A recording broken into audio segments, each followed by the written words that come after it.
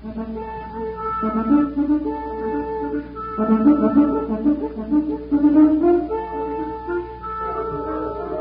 National Broadcasting Company invites you by transcription to join The Chase.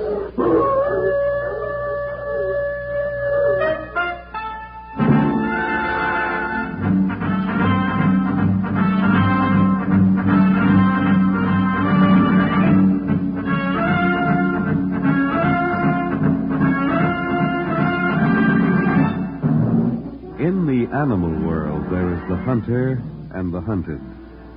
Hounds and fox, hawk and sparrow, chicken and worm. We in the topmost species have also joined the hunt. But who is to judge precisely which of us are hounds or foxes as we enter the chase?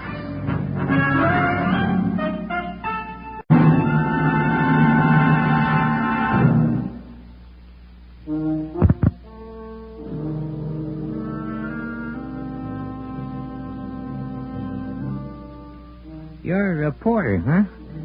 Sit down, Buster. And, give me a cigarette like a good fella. Oh, that's nice. If you see a nurse slip me a hard time, huh? They got rules about smoking in the hospital. Ain't bad here, though. Not when you get used to it. This is my 6th trip. Once a lush, always a lush. Is that what you're going to say? Well, my last time out, I really figured I had a beat. Like I told Doc Burton just before I left.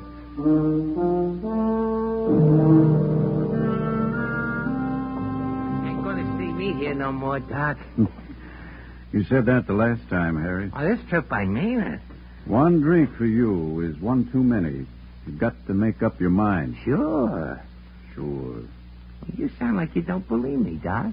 I'll believe you when you walk in here sober with a new suit of clothes and a job. This last binge was the payoff, Doc. I got a chance agreement with my liver. Nothing stronger than root beer for Harry Troll from now on. I've heard that before. But not for me. Harry, there's a bar across the street. Yeah? You can't miss seeing it as you go. Think you can pass it by? Just watch. Good luck, Harry. Same to you, Doc. Don't take any wooden aspirin. I passed up that bar and a dozen more on my way back uptown. I had a hunch about this deal. You see, my luck was always rotten. I thought if I could really hitch a ride on the wagon, there might be a change. After all, how far can you slide? I'd already reached bottom along Skid Row. Well, my luck sure changed, Buster. In cards and spades.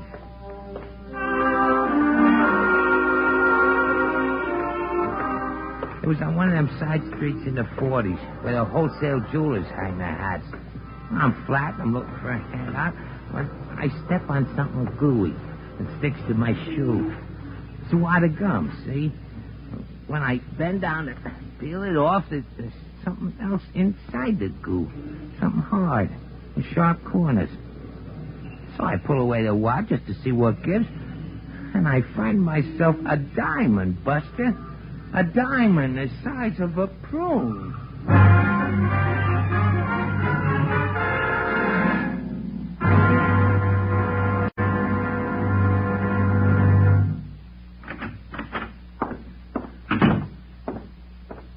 Yes? You're the boss here, mister? Mr. Westhoff is out. I'm his assistant. You buy rocks, don't you? We are wholesale jewelers, if that's what you mean. I got a bargain for you. Oh? How big is that Yellowstone under the counter? The topaz, 23 carats. I got one bigger. A topaz? No, a diamond. A diamond. Just one moment, please. Well, don't you want to see it? Get me the police. Hey, wait a minute. Hurry, please. Come back here. Hey, you. Come back here, you fool.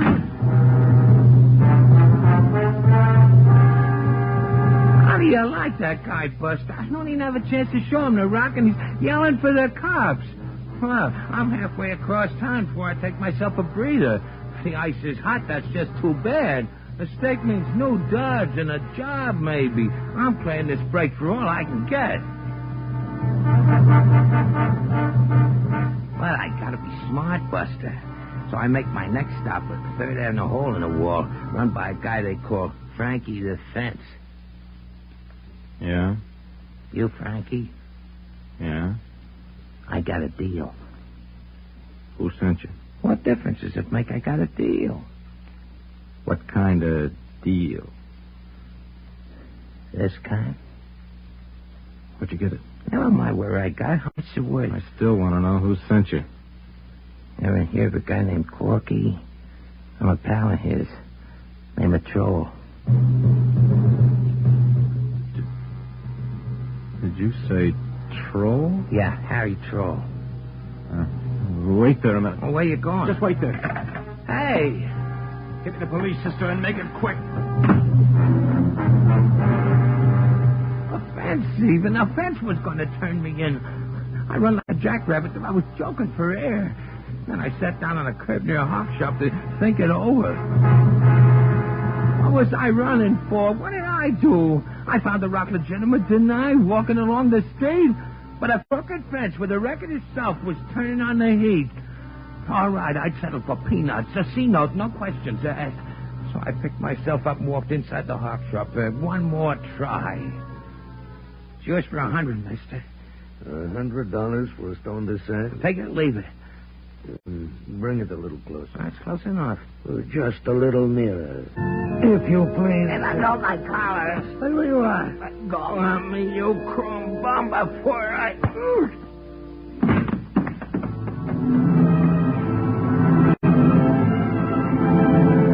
$50, mister. It's yours for $50. No, stay away from the phone.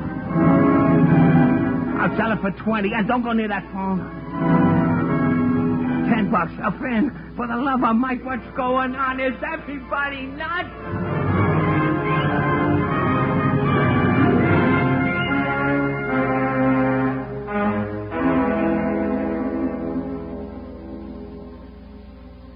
It was weird, Buster. Positively weird. All right, so the rock I found was listed. Maybe it was hot. But half the time they never even saw it, Buster. They just looked at me once and called for a bull. How did they know I found it in the first place? How'd anybody know? The payoff came on the way back to my rooming house. I passed a cop directing traffic on the corner. Hey, you. Me, officer? What's your name? Black. Ernie Black. Black. You got an identification in your wallet? Identification? Yeah. Sure, I got one. Let's see it. Now? What else? Next Friday? I think I had my wallet. I had my wallet when I left the house. Quit stalling, mister. I swear I had it. I must have lost it, officer. Okay, you're coming with me. Well, why? Of course I say so. I ain't done nothing, officer. You ain't... Come back here. Come back.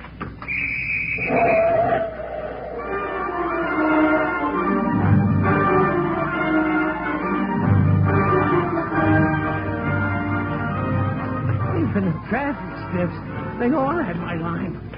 Tillinger himself never had it so tough like me. I could still hear his whistle. I was losing my wind, so I ducked into a subway station, tried to hide myself in the car. First train was the Bronx Express. I pushed inside with a crowd. Just before they closed the doors, I looked at a dame I never saw before in my life, so help me, Buster. And she... Let me out of here.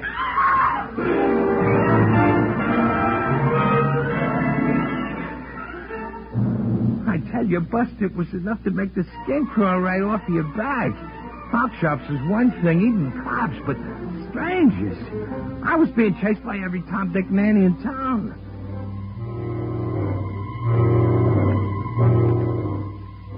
Yeah, mind if I bum another butt from you, Buster? You smoke my brand.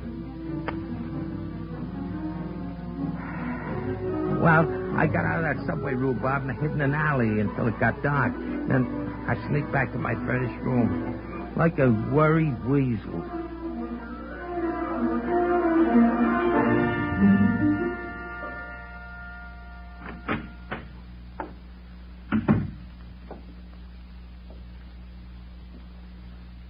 out there in my hallway? Why, sir, just me, Mrs. Boyle. And who's me? Oh, you. So they let you loose from the booby hatch, did they? Oh, I wasn't in no booby hatch, Miss Boyle. No? What else do you call it, then? When you drink yourself silly and see purple canaries? Oh, I'm cured, Mrs. Boyle. I ain't had a drink in 4 weeks. Cured. What are you looking at me that way for? What's got into you, anyhow? You're as pale as a bedsheet. No one of your bed sheets, that's for sure. What? Nothing. Complaining about my linen, huh? Well, before you get so high and mighty, where's my rent? Oh, where is it? How much do I owe you? You're 4 weeks overdue, that's how much. If I wasn't a poor woman with a heart as big as a bathtub, I'd have rented the room while you was laying up there in the city hospital with your pink elephants and polka dot snakes. You never read the papers, do you, Mrs. Boyle? What's the papers got to do with getting my rent? Oh, you'll get your rent, Mrs. Boyle. Don't worry about And it. when will I get it, may I ask? Just as soon as... As what, Mr. Troll? Just as soon as I make a deal. And what kind of a deal would you be making?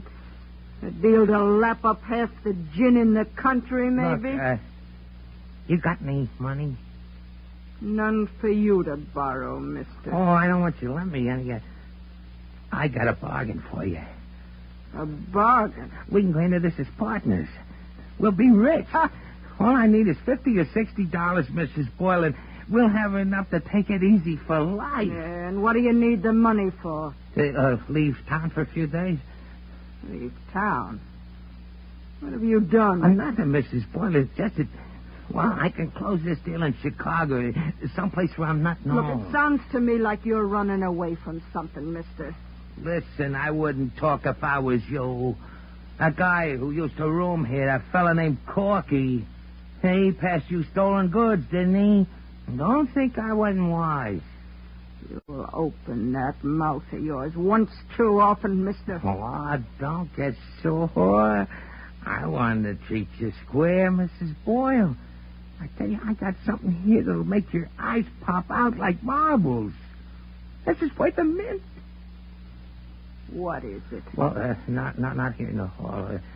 Let you and me go into your sitting room.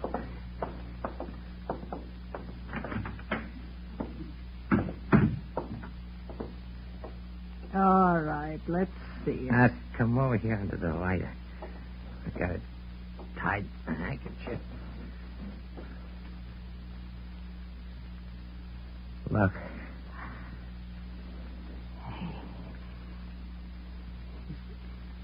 Is that real? It must be.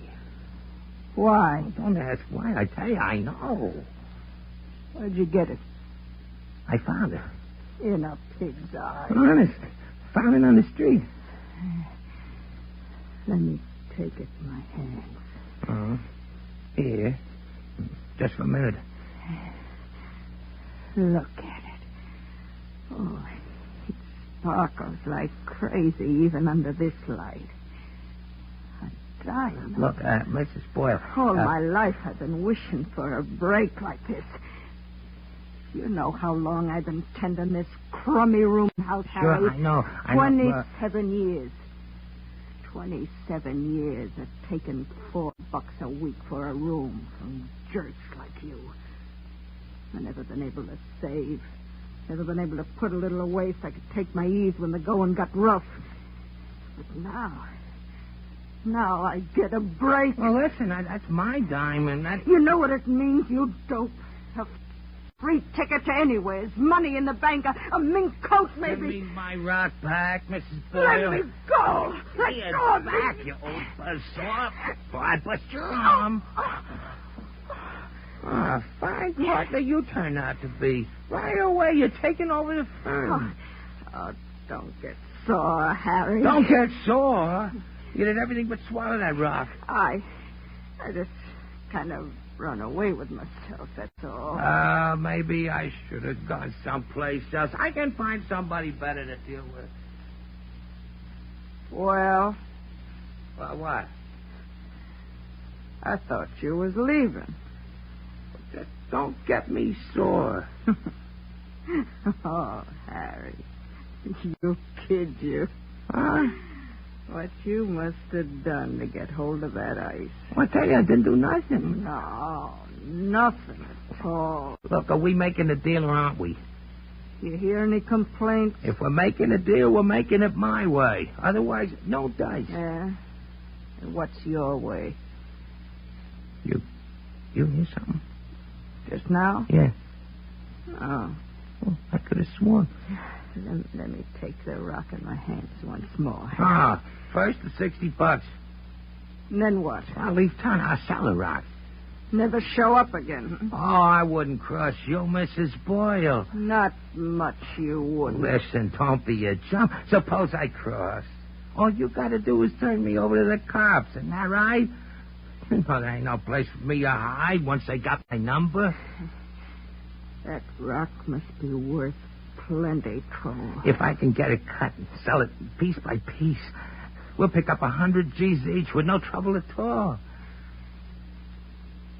Come clean, Harry. Huh? Who'd you bury to get hold of that diamond? I ain't burying nobody. You must have bumped somebody off. The deal's too big. Suppose I did, Mrs. Boyle. Then don't tell me nothing about it. I mean, you wouldn't turn me in? To the coppers? What do I look like, a stoolie? Besides, you and me is partners. Right, Harry? Right. How about that, though? You need 50, huh? 50 or 60, maybe. I heard you the first time. Now, wait here. Well, make it snappy, Mrs. Boyle. I want to blow out of this town in a hurry. Keep your shirt on. Here. When'll you be back? Give me a week or 10 days. Got any connections in Chicago? No, not right now. Well, I have. I'll give you the names. Who's that? How do I know? I can't see through doors. But somebody for me. Don't say I'm here. You think I'm crazy. Now stay where you are. What are you going to do, Mrs. Boyle? Get rid of him.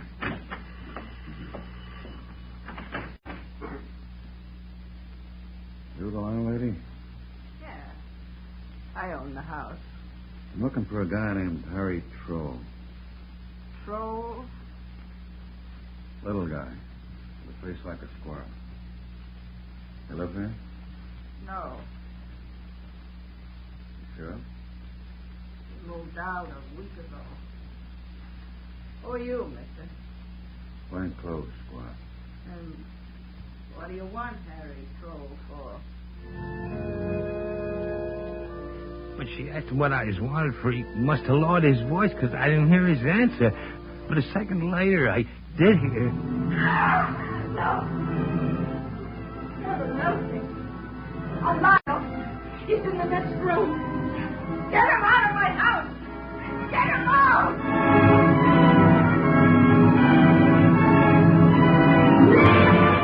Lucky for me, there was a window in the back. I didn't wait to hear anymore. I just pouted.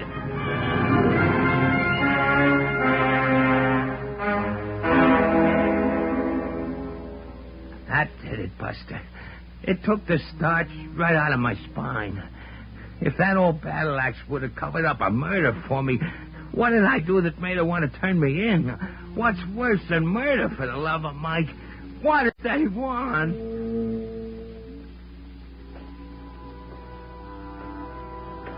There was a fog in the streets as I started to walk. Not even knowing it, I found myself ambling along near the river. The night was as black as the ace of clubs. But even if somebody recognized my pen, picked me up, I didn't care. I was tired of being chased, Buster. Tired of running like a rabbit with a hound dog on my tail. I had a rock in my pocket that'd keep me in clover for the rest of my life. But it didn't seem like they was going to let me cash in on it. Hey, Mac, you got a match? No, I ain't got no matches. You got a quarter, maybe, for a sandwich and Java? You asking me for that? Do you see anybody else around? Keep moving, mister. I ain't got beans. No? No. Maybe this'll change your mind. What's that, a rod? Yeah, a rat. How do you like this guy? Business must be rotten along the Bowery. Wipe that fin off of your puss. Off the rod, mister. Get yourself a steak. You ain't making time with me. Up with the hands. All right. Don't get nervous. Don't get... What kind of joke are you, anyway? Yeah, I'm a joker, all right. Joker in a real cold deck. Hey, the rod's loaded, Jocko. I'm a nervous guy. What's funny? Hey, tie a can to the ox, Jocko. I don't like it. So you're off me up. Well, you're a lucky stiff, mister. Yeah? Pick the right boy tonight. Hand over your wallet. I ain't got a wallet. No? I ain't got a dime in my pockets. But I got this. What is it? You see? Looks like a piece of glass to me. You never saw glass look like this. Keep them hands where I can see them and tie, Jocko. Away. Shut up. I tell you, I'm clean. Not even a pack of butts. I picked myself a joker. You picked yourself a winner, mister. You're too dumb to know it. Yeah? I'm holding a fortune here in my hand. You're looking for small change. Still yapping about that hunk of glass. Huh? Take it under lamppost. Have a better look, mister. It's a diamond. What? A diamond, a piece of ice as big as your ear. And it's real, mister. You're off, you nut. Go on, take it. It's worth $500,000. Chop it up, sell it. You can get yourself a hunk of flesh for life. No good to me. You must be loaded, Jocko. What would a slider like you be doing with a rock that size? You didn't think I was a slider when you held me up. I didn't get a good look at you, like I got now. And I still can't see that pussy of yours clear in this fog. You want the ice, or don't you? Make up your mind. Come over here under the light.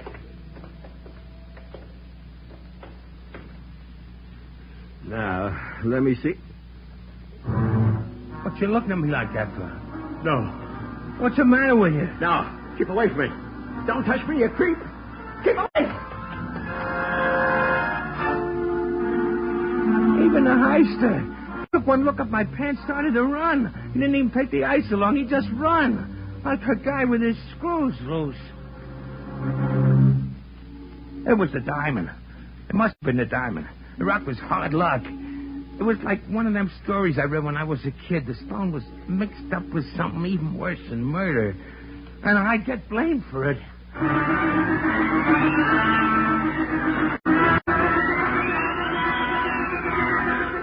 I had to get rid of it. I had to get rid of it now. I swung back my arm, and as hard as I could, I chucked that hunk of ice into the middle of the river.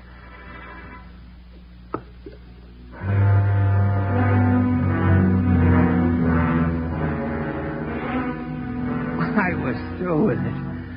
Finished. Now they didn't have nothing on me anymore. You Harry Troll? I said, are you Harry Troll? Yeah, I'm Troll. Let's go, Harry. Who are you? Plain clothes squad. Just followed you down from your flat. Well, you got nothing on me, copper. Let's go, Harry. Well, the evidence is gone. See, I'm just an innocent bystander now. You can't put me in stir for something I didn't do. Who said anything about putting you in stir?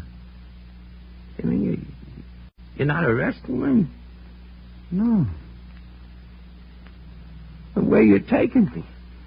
Back to the city hospital. Hospital? I don't get it. Haven't you read the papers?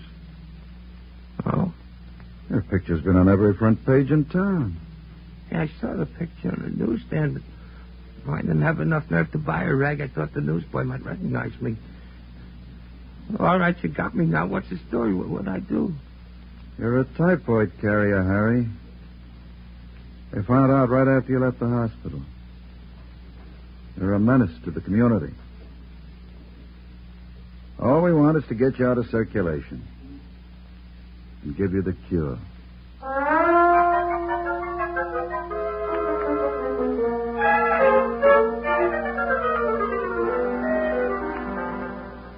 There it was, Buster. Typhoid Harry Troll. They had my name all over the radio, my pen in every rag. Everybody in town was on the lookout, and everybody knew it but me. Oh, you Going so soon, Buster? I'll be out of here in a couple of days. My treatment's over. If I had that rock I throw it away, I could live in Gravy. I'd be rich, Buster. A house and a swimming pool all my own. I'd have 3 cars in my garage. I'd invite guys like you out to guzzle champagne caviar like slop hogs. Maybe one day that's just what I'll do. My luck changes. Meanwhile, before you go, Buster, I bum another cigarette?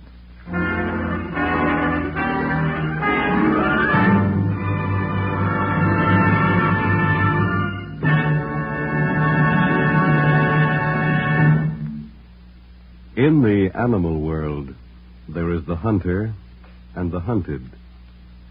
Hound and fox, hawk and sparrow, chicken and worm. We in the topmost species have also joined the hunt. But who is to judge precisely which of us are hounds or foxes as we enter the chase?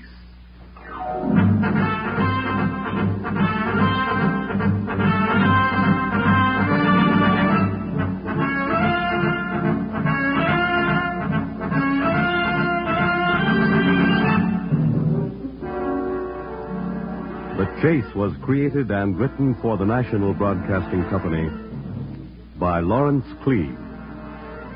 Featured in tonight's cast was Kermit Murdoch. Others were Bryna Rayburn, Roger DeKoven, Santos Ortega, Danny Acco, Court Benson, and Clem Fowler. Fred Collins speaking. The Chase is directed and transcribed by Walter McGraw.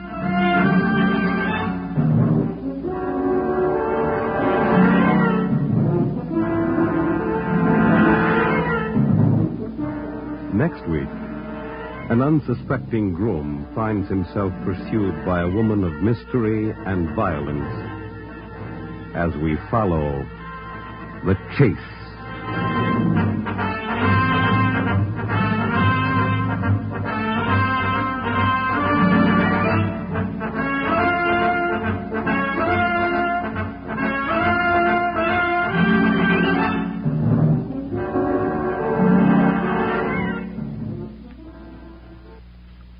With the arrival of spring, all of us seem to take on new interest in green-growing things. The old fishing tackle, that batch of vacation folders, and the fact that spring will soon lengthen into summer.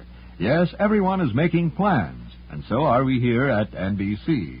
And our plans include you, our listeners, because we know that with the coming warmer weather, you'll have more time to spend with your NBC radio friends. Tonight, for instance, accompany First Nighter to the little theater just off Times Square for a dramatic story called Payoff. Then Arlene Francis will be honorary first sergeant on this evening's broadcast of Stars in Khaki and Blue. And as a special feature, screen actor Edward Arnold will be heard as the guest star. Later, Theater Guild on the Air invite you to hear a full-hour radio adaptation of Dear Brutus by James M. Barrie. Our stars will be Angela Lansbury, Madeline Carroll, and David Niven. Then listen while Jack Parr asks lucky contestants the $64 question. And on Monday evening, the Railroad Hour will co-star Gordon MacRae and Virginia Haskins in the sparkling musical play Sunny. Then the voice of Firestone brings you Thomas L. Thomas.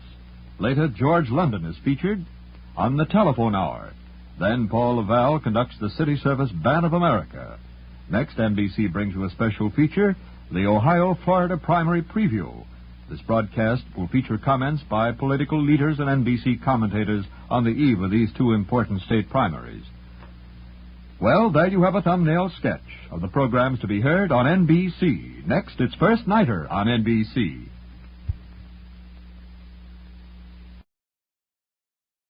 Programs to be heard on NBC. Next, it's